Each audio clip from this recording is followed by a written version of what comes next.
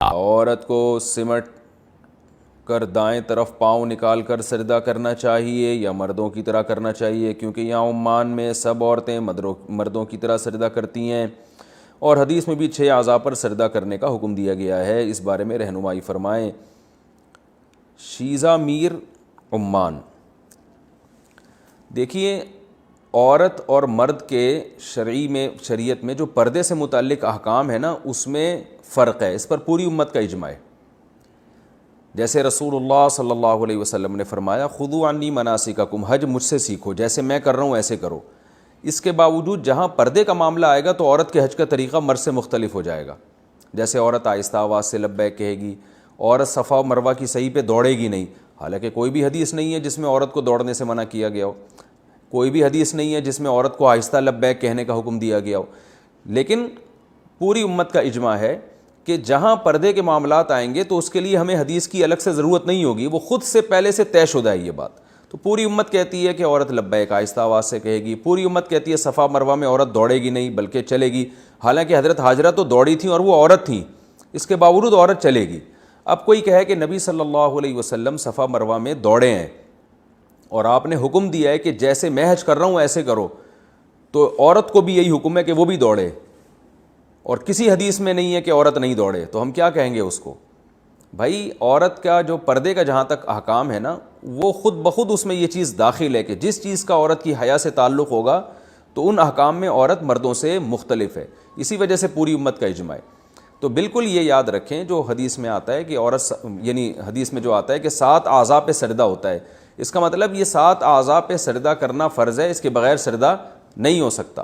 باقی یہ 7 اعضاء پہ مرد کیسے سجدہ کرے گا، عورت کیسے سجدہ کرے گی؟ تو مردوں کا طریقہ تو جو نبی صلی اللہ علیہ وسلم نے جیسے کیا، اور وہی طریقہ ہے جس طرح سے آج کل مرد کرتے ہیں۔ عورت کا طریقہ حدیث میں صراحتاً نہیں ہے، وہ پوری امت کا اس پر اجماع ہے کہ وہ سمٹ کے سجدہ کرے گی، کیونکہ اس کا تعلق عورت کی حیا سے ہے۔ اب اگر کوئی کہے کہ اس پر حدیث پیش کرو کہ عورت سمٹ کے سجدہ کرے گی، اپنے پاؤں دائیں طرف نکال کے زمین پہ بچھ جائے گی، تو ہم ان سے کہتے ہیں کہ آپ بھی اس پر حدیث پیش کر دیں کہ عورت آہستہ آواز سے لبیک کہے گی اور صفا مروہ میں سعی نہیں کرے گی۔ تو وہ کہیں گے کہ بھئی اس پر تو پوری امت کا اجماع ہے کہ عورت صفا اور مروہ کی سعی نہیں کرے گی، اور اجماع خود ایک دلیل ہوتی ہے، تو ہم کہیں گے اس پر بھی پوری امت کا اجماع ہے۔ امام ابو حنیفہ، امام مالک، امام شافعی، امام احمد بن حنبل اور صدیوں تک پوری امت یہی قول پر عمل کرتی آئی ہے کہ عورت سمٹ کے سجدہ کرے گی، سمٹ کے کھڑی ہوگی نماز میں۔ تو جیسے اجماع امت وہاں دلیل ہے حج کے مسائل میں، ایسے ہی اجماع امت نماز کے مسائل میں بھی دلیل ہے کہ عورت کی نماز کی ظاہری کیفیت مردوں سے مختلف ہے، اور ویسے بھی عورت کی حیا کے خلاف ہے کہ وہ اس طرح سے جو ہے نا وہ اپنے آپ کو ایکسپوز کرے، اور نماز کی حالت میں جس طرح مرد کھڑے ہوتے ہیں عورت کا جو اس طرح سے سجدہ کرنا یہ مناسب نہیں ہے۔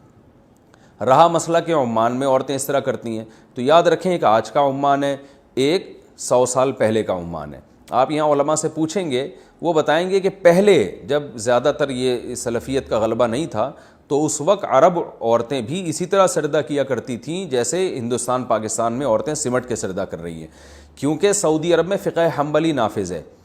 یہ اب جو ہے نا انہوں نے فقہ حنبلی کی بہت ساری چیزوں سے جو ہے نا وہ ہٹنا شروع ہو گئے ہیں، لیکن 8 سے 70-80 سال پہلے کا سعودی عرب اور عرب کنٹریز، ان میں سب میں عورتیں سمٹ ہی کے سجدہ کرتی تھیں، کیونکہ عرب کے جتنے فتاوی ہمیں ملتے ہیں، جو ماضی کے فتاوی ملتے ہیں، وہ سب میں یہی لکھا ہوا ہے، عرب علماء کے بھی، سعودی عرب کے بھی، عمان میں بھی، ہر جگہ وہ سب میں یہی لکھا ہوا ہے کہ عورت کی نماز کی ظاہری کیفیت مردوں سے مختلف ہے۔ تو صدیوں اس پر اجماع چلا آ رہا ہے، لیکن بعد میں بعض علماء نے اس کے خلاف فتویٰ دینا شروع کیا اور کہا کہ بھئی وہ عورت جو ہے وہ مردوں کی طرح سجدہ کرے گی۔ یہ ان علماء کی ذاتی رائے تھی، مگر چونکہ وہ سعودی عرب میں ایک بڑی حیثیت تھی ان کی سرکاری سطح پہ، تو وہ فتویٰ دنیا میں پھیل گیا۔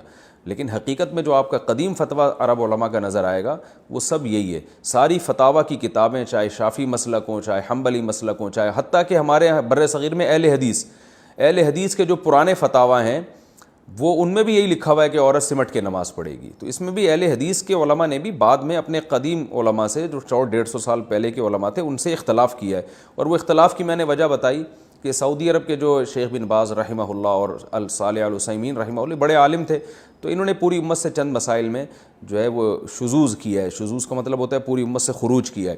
تو چونکہ ان کی ایک سرکاری حیثیت تھی اور ویسے ہی بڑے پرہیزگار عالم تھے، تو اس لیے ان کا فتویٰ دنیا میں کافی زیادہ پھیل گیا۔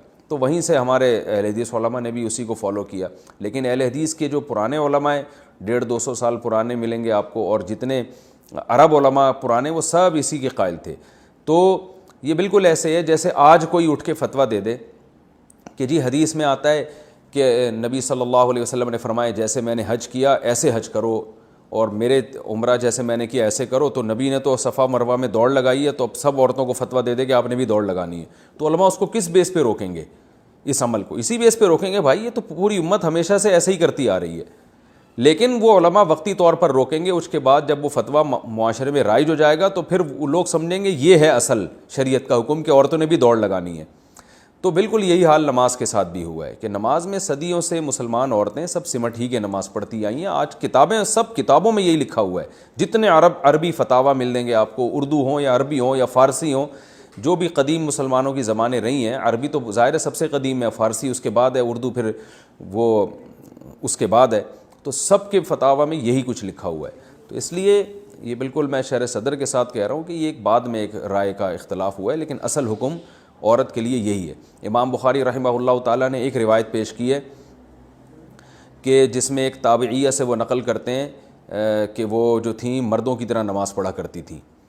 تو اس سے صاف پتہ چلتا ہے کہ اس زمانے کی ساری عورتیں عورتوں کی طرح نماز پڑھتی تھیں. ایک خاتون امام بخاری کو ام دردہ ملی ہیں جو فقیہہ تھیں اور وہ ایک مردوں کی طرح یعنی سجدہ کیا کرتی تھیں. تو اس سے خود بخاری کی روایت سے پتہ چلتا ہے کہ اس زمانے میں اسلاف کے دور میں بھی ساری عورتیں عورتوں ہی کی طرح پڑھتی تھیں, ورنہ امام بخاری کہتے ہیں کہ اس میں تو سب عورتیں مردوں کی طرح پڑھ رہی ہیں. تو لیکن ایک ملی ہیں امام بخاری کو, تو خود یہ اس بات کی دلیل ہے. اور امت کے جو بڑے بڑے مجتہدین ہیں, فقہاء ہیں, جنہوں نے قرآن و حدیث کو ہم سے زیادہ سمجھا ہے, ان میں امام ابو حنیفہ, امام مالک, امام شافعی, احمد بن حنبل, ان سب کی فتاویٰ کی کتابوں میں یہی لکھا ہے کہ امام احمد بن حنبل سے بڑا کون حدیث کا عالم ہوگا, آپ خود بتائیں. وہ تو صراحتاً کہتے ہیں کہ عورت کو چاہیے کہ وہ سمٹ کے نماز پڑھے. صراحتاً ان سے اس بارے میں جو ہے فقہ حنبلی کی کتابوں میں صحیح سند کے ساتھ ان سے منقول ہے. یہی امام شافعی سے بھی منقول ہے. تو اس لیے عمان میں کیا ہو رہا ہے, سعودی عرب میں کیا ہو رہا ہے, اس کو نہ دیکھیں, یہ دیکھیں کہ اصل اسلام میں ہوتا کیا تھا. باقی یہ مسئلہ اتنی اہم نوعیت کا نہیں ہے کہ اس میں ایک دوسرے پہ طنز کریں. تو آپ بس اس پہ اپنی بات پہ قائم رہیں جس کو آپ قرآن و سنت سمجھتے ہیں. باقی کوئی خاتون اگر اس طرح سے پڑھ رہی ہے تو پڑھنے دیں. بحث مباحثہ پھڈے بازی نہ کریں, کسی کو ملامت نہ کریں, کسی پہ طنز نہ کریں, یہ چیز مناسب نہیں ہے.